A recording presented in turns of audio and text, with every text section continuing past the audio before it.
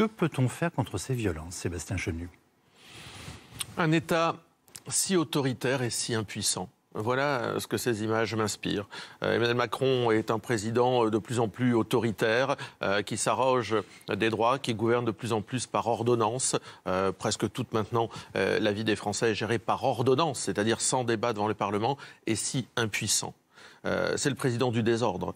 Il a semé le désordre, il l'a fait à travers des réformes dont les Français ne voulaient pas, il l'a fait à travers une posture méprisante vis-à-vis des Français, et il continue à le faire en n'étant pas capable d'assurer, de protéger les Français, de leur assurer un minimum de sécurité.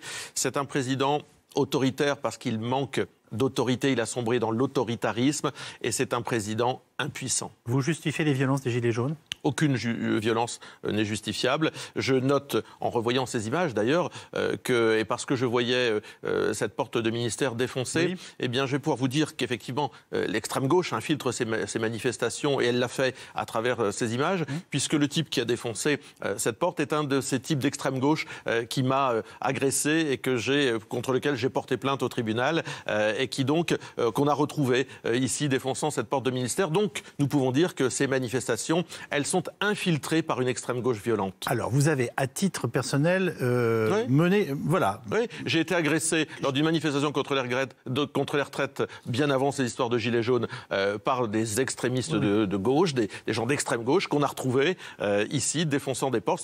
C'était la même personne. Mais, alors, je passe du cas particulier au cas général. Le maintien de l'ordre dans notre pays doit-il être changé ? Je vous présente les choses autrement. Nos policiers nous disent aujourd'hui très régulièrement, et c'était le cas encore cette semaine sur ce plateau, on peut les contrôler, notamment les Black Blocs, mais il faut une volonté politique et ça laissera du monde sur le carreau. Autrement dit, il y aura des blessés, peut-être des morts.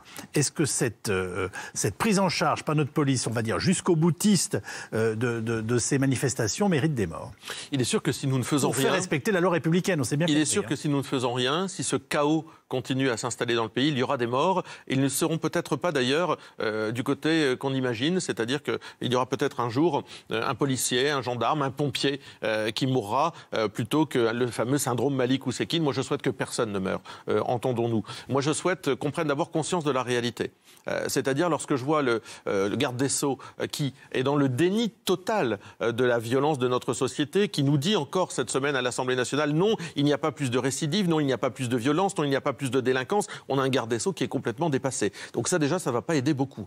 Et puis de l'autre côté, oui, il y a des pays qui ont solutionné les problèmes de Black Bloc ou les problèmes d'ailleurs de hooligans. Je pense à la Grande-Bretagne et à l'Allemagne, avec des dispositifs d'ailleurs différents selon les hooligans et selon les Black Blocs, mais ils ont été confrontés à cela avant nous, oui. Ils ont solutionné, ils ont identifié les individus, ce sont les mêmes qu'on retrouve dans chaque manifestation, et puis ils les ont assignés à résidence. Rappelez-vous les Gilets jaunes, il y avait des fouilles préventives, des sacs à main, des sacs à dos des Gilets jaunes, mais là c'est Black Bloc qui sont tous identifiés, puisqu'on nous dit après on en a attrapé 40, donc on a leurs identités, et bien on les laisse revenir à la manif suivante, ils ne sont pas assignés à résidence, on ne se donne pas les moyens.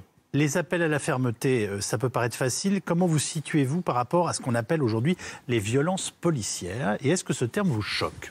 Oui, ce terme me choque parce qu'il crée la suspicion chez un corps d'État, la police, qui est lui-même victime de violences en grand nombre tout au long de l'année. Il y a, mais c'est une banalité que le dire, il y a toujours des gens qui se conduisent mal dans tous les corps de la société. Il y a probablement dans la police des gens qui se conduisent mal, des gens qui peuvent être racistes ou violents. Il faut les en écarter durement. Et d'ailleurs, l'IGPN contrôle la police. La police, c'est pas un corps en stabulation libre. Ils sont contrôlés. Mais elle devrait être plus indépendante puisque vous faites allusion à l'IGPN. Alors non, alors qu'il y ait un contrôle, qu'il y ait des organes de contrôle extérieurs qui viennent s'ajouter, pourquoi pas.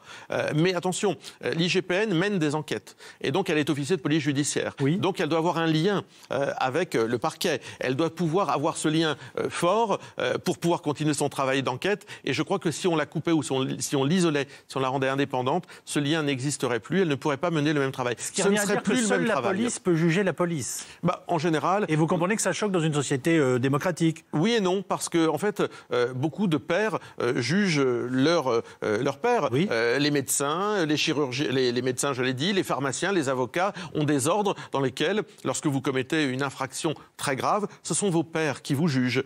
Eh bien, je pense que l'IGPN, qui mène beaucoup d'enquêtes et qui est une institution sévère, il ne s'agit pas d'être laxiste non plus vis-à-vis de ceux qui pourraient mal se comporter, mais transformer ça en une suspicion généralisée, alimentée, relayée par des politiques en mal d'électeurs, eh bien, je crois que ce n'est pas digne.